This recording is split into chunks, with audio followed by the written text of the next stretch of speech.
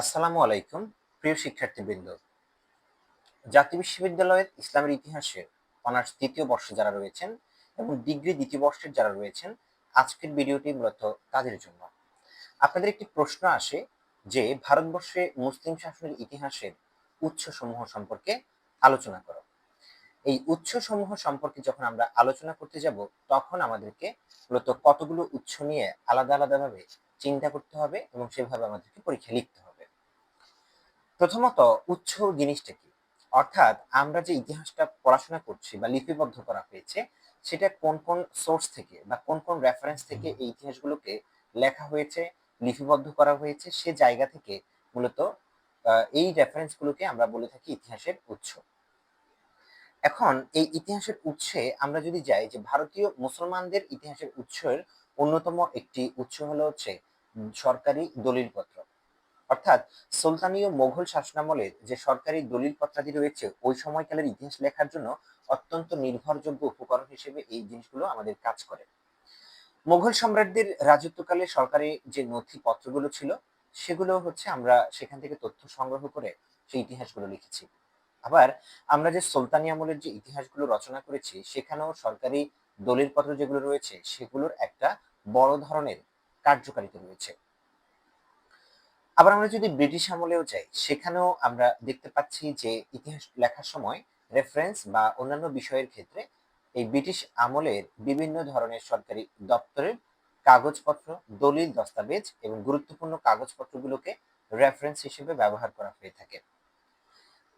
এখন এই সরকারি দলিলপত্রের বাইরে গিয়ে আমরা দ্বিতীয় যে বিষয়টি নিয়ে আলোচনা করব, সেটি হচ্ছে সমসাময়িক কালের রচনা ও সাহিত্য সম্পর্কে।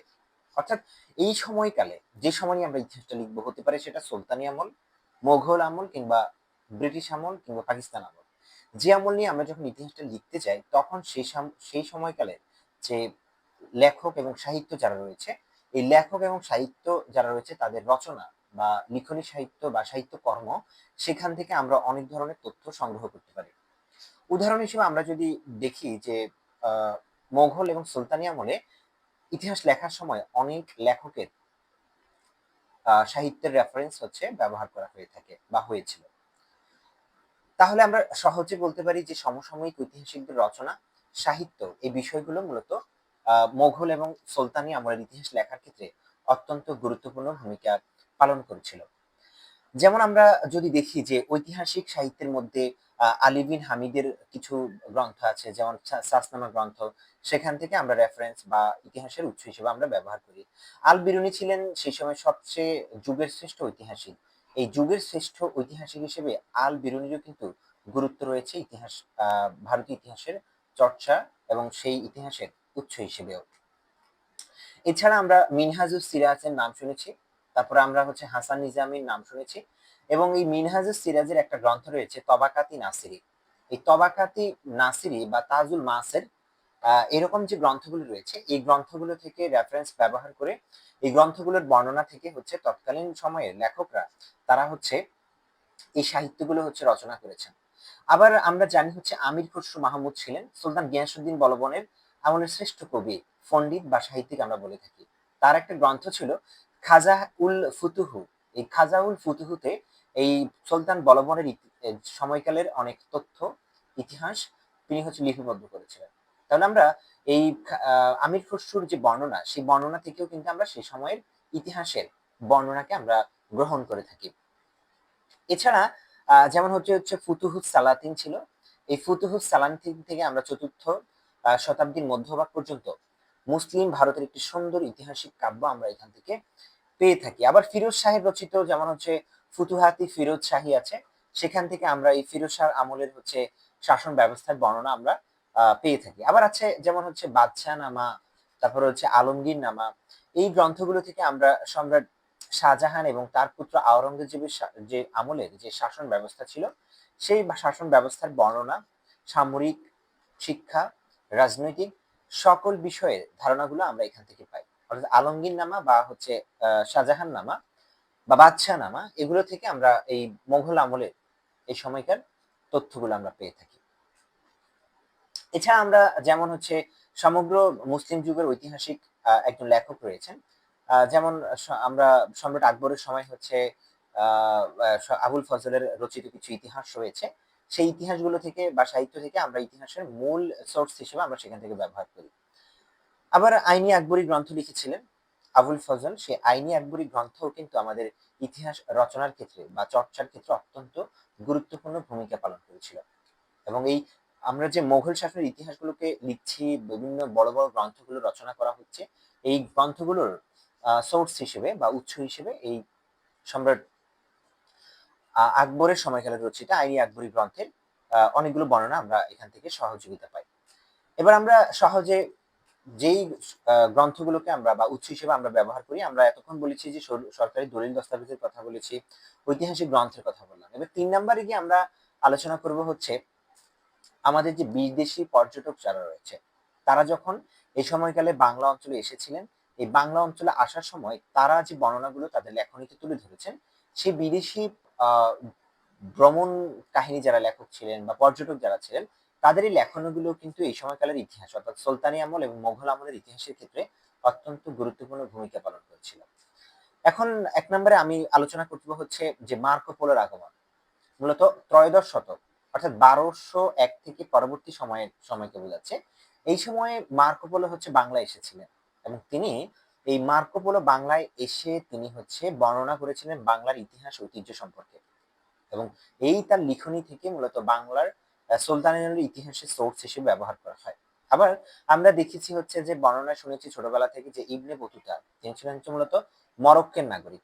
এই ইবনে বতুতা যখন বাংলায় এসেছিলেন, তিনিও কিন্তু হচ্ছে এই চতুর্দশ শতাব্দীর সর্বাপেক্ষা খ্যাতনামা বিদেশি পর্যটক হিসেবে আফ্রিকাবাসী বা ইবনে বতুতা ভারতের প্রতিনিধি হিসেবে বা ভারতের পর্যটক হিসেবে তিনি এখানে এই বর্ণনাগুলো তিনি তুলে ধরেছিলেন এবং এটাকে বলেছিলেন যে বলগাকপুর, অর্থাৎ এখানে প্রচুর পরিমাণে বিদ্রোহ হতো। আবার আমরা আরেকজন ঐতিহাসিকের বর্ণনা পাই, যেমন মাহুয়ানের আগমন ঘটেছে এই সময়কালে। এই মাহুয়ান তিনি যখন হচ্ছে চীন দেশীয় পর্যটক মাহুয়ান যখন পঞ্চদশ শতাব্দীতে বাংলাদেশে আসেন, তার বর্ণনা মতে ওই সময়কার বাংলাদেশের প্রাকৃতিক সৌন্দর্য, ঐশ্বর্য, সমৃদ্ধি, এই সবকিছু সম্পর্কে তার বর্ণনায় আমরা জানতে পারি। আবার অন্যান্য পর্যটকও এসেছিলেন, শুধু যে মাহুয়ান এসেছিলেন বা হচ্ছে মার্কো পোলো এসেছিলেন তারা বাদেও এখানে অন্যান্য পর্যটক এসেছিলেন। তাদের বর্ণনা যেমন হচ্ছে নিকোলো কন্টি নামে একজন এসেছিলেন, তারপরে রুশ পর্যটক হচ্ছে নিকিতিন এসেছিলেন। ওনারা এসেও কিন্তু হচ্ছে বাংলা অঞ্চলের সৌন্দর্যকে অত্যন্ত সুচারুভাবে তাদের লেখনীতে তুলে ধরেছিলেন এবং সেখান থেকে আমরা বাংলার ইতিহাসের একেবারে সমৃদ্ধশালী সোর্স আমরা সেখান থেকে পেয়ে থাকি। এছাড়া আমরা যদি যাই, যেমন হচ্ছে ইতিহাসের সোর্স হিসেবে উৎস হিসেবে মুদ্রা ও শিলালিপির ব্যবহার, অর্থাৎ কোন ঐতিহাসিক কোন সময়কালে হচ্ছে কি কাজ করেছেন সেটা তার যে শিল্পকর্ম বা তার যে নির্মিত যে জিনিস সেটার উপর হচ্ছে মুদ্রা এবং শিলালিপির মাধ্যমে তার নামটি হচ্ছে খোদাই থাকতো। ফলে মুসলিম ভারতের ইতিহাস রচনায় এই মুদ্রা এবং শিলালিপির গুরুত্ব অত্যন্ত গুরুত্বপূর্ণ। সুলতানি এবং মোগল শাসনামলে মুদ্রাগুলো ওই যুগের মুদ্রানীতি, ধাতু বা মুদ্রার উপাদান এই সকল কিছু সম্পর্কে যেমন আমরা ধারণা পাই, আবার এই মুদ্রাটি কে প্রণয়ন করেছিলেন, কত সালে প্রণয়ন করেছিলেন, কি লেখা আছে, কোন ভাষায় লেখা আছে সে সম্পর্কে আমরা একটা ধারণা পাই। আবার আমরা আরেকটি সোর্স হিসেবে ইতিহাসের ব্যবহার করে থাকি, সেটি হচ্ছে স্মৃতিস্তম্ভ এবং অট্টালিকা। অর্থাৎ একটি সময়কালের ইতিহাস কি ছিল এবং সেই সময়ের ইতিহাসটা কতটুকু গুরুত্বপূর্ণ, এবং সেই সময়ের কোনো গুরুত্বপূর্ণ ঘটনাকে স্মরণ করে রাখার জন্য সেই সময় নির্মিত যে স্মৃতিস্তম্ভ রয়েছে, অট্টালিকা রয়েছে, স্থাপত্য রয়েছে, চিত্রকর্ম বা শিল্পকর্ম রয়েছে, সেটি থেকে আমরা একটা ধারণা পেতে পারি। যেমন সুলতানি আমলের যুগে স্থাপত্য শিল্প বা ললিত কলা, যেমন দিল্লির শাহী মসজিদ আছে, বাংলার হচ্ছে আমাদের মুঘল আমলের লালবাগ দুর্গ আছে, আহসান মঞ্জিল আছে। এরকম মুঘল আমলের অনেক মসজিদ, অনেক মন্দির, অনেক স্থাপত্য, জমিদার বাড়ি, এরকম অনেকগুলো প্রত্নতাত্ত্বিক নিদর্শন রয়েছে। এই প্রত্নতাত্ত্বিক নিদর্শনগুলো হচ্ছে এই মুঘল আমলের ইতিহাসের অন্যতম উৎস হিসেবে কাজ করে। আবার আমরা অট্টালিকা, যেমন এই সময়কালে যারা সম্রাট ছিলেন তাদের আবাসিক ভবন, বড় বড় অট্টালিকা ছিল, তাদের যে সুবেদার যারা ছিলেন তাদের জন্য হচ্ছে আবাসিক ভবন ছিল। এরকম অনেকগুলো অর্থনৈতিক, সামাজিক, ধর্মীয় অবস্থার উপর যথেষ্ট আলোকপাত করা হয় এই আমাদের যে প্রত্নতাত্ত্বিক নিদর্শনগুলো রয়েছে, বা আমাদের জমিদার যারা রয়েছে, বা এই সময়কালের হচ্ছে আমাদের মোগল সম্রাটদের কর্তৃক নিয়োজিত সুবেদার, এদের হচ্ছে স্থাপত্যিক নিদর্শনগুলো থেকে আমরা সহজে ধারণা পাই। আবার আমরা প্রত্নতাত্ত্বিক যে নিদর্শনগুলো রয়েছে, যেমন এখানে আমাদের বাংলা অঞ্চলের প্রত্নতাত্ত্বিক নিদর্শন হিসেবে আমরা আবাসিক ভবন পাই বা হচ্ছে মসজিদ পাই বা শিলালিপি পাই। কিন্তু আমরা যদি প্রাচীন আমলে যাই, যেমন বাংলাতে আমাদের শালবন বিহার আছে, মহাস্থানগড় আছে, আমাদের সোমপুর বিহার আছে, এগুলো হচ্ছে ওই আমলের ইতিহাসকে ধারণ করে। ঠিক একইভাবে এই মোগল এবং সুলতানি আমলের ইতিহাসকেও ধারণ করছে হচ্ছে এরকম অনেকগুলো ভ্রমণ কাহিনী, মুদ্রা, শিলালিপি কিংবা হচ্ছে স্মৃতিস্তম্ভ, অট্টালিকা, ভ্রমণ কাহিনী। তো এরকম অনেকগুলো বিষয়গুলো হচ্ছে আমাদের এই সুলতানি বা ভারতীয় বাংলাদেশ সুলতানি মোগল আমলের ইতিহাসের উৎস হিসেবে কাজ করছে। তো প্রিয় শিক্ষার্থীবৃন্দ, যারা এতক্ষণ আমাদের এই ভিডিওটি দেখলেন, এই ভিডিওর মাধ্যমে আপনারা হচ্ছে ইতিহাসের উৎস সম্পর্কে জানতে পারলেন। আপনি যদি এই ভিডিও দেখে কিছুটা উপকৃত হয়ে থাকেন, তাহলে চ্যানেলটি সাবস্ক্রাইব করুন, ভিডিওতে একটা লাইক দিন, কমেন্ট করে আপনার কোনো মতামত জানান, কিভাবে আপনি উপকৃত হতে পারেন বা আপনি আরো কি জানতে চান সেই ব্যাপারগুলো আপনি কমেন্ট বক্সে জানাবেন। ধন্যবাদ সবাইকে। আসসালামু আলাইকুম।